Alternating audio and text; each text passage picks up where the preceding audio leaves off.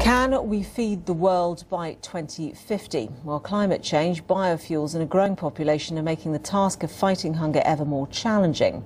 Gordon Conway is the author of a book entitled 1 Billion Hungry and says innovation, harnessing the power of women and commitment from governments can help close the gap between supply and demand.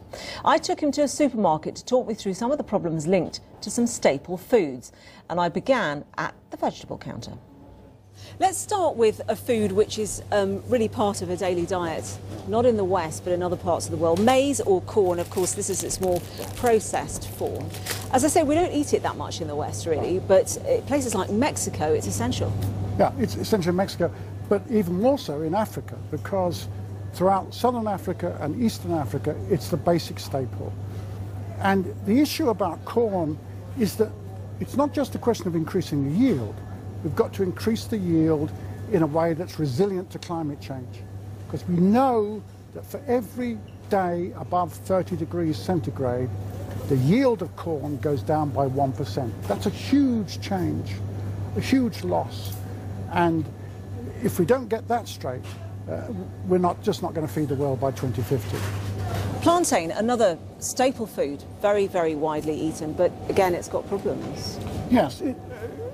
Carbohydrates are staple in many parts of Africa, particularly in Uganda. The problem is it contains a lot of carbohydrate, but it doesn't contain essential micronutrients like vitamin A or zinc or iron. And so the trick is, how can we get bananas to have more micronutrients in them? We need more nutritious foods because children under the age of 5 suffer in Africa from lack of proper nutrition, and they are stunted as a result. In other words, their weight is much less than it should be.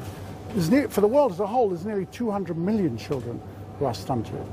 And the aim is to try and reduce that amount by breeding new varieties of staple foods like plantain that have got the micronutrients in them. That's essential then when women are weaning, because when women wean, and they come off the milk, which has got micronutrients and rich things in it, and suddenly children are having just to eat mashed up banana, they're not getting the micronutrients.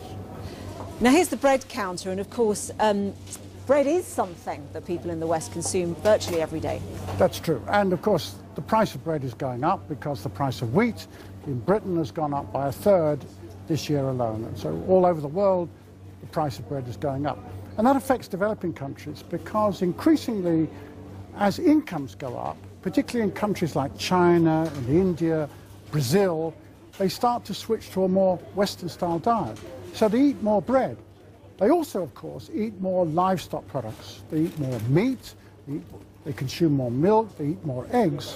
And that causes a problem because to produce the meat and the eggs and the milk, you've got to feed the animals with grain. And so the grain that you're growing for humans is now in competition with the grain you're growing for livestock. And that's a big problem into the future. Gordon Conway there, fascinating insight into some of the very specific problems individual foods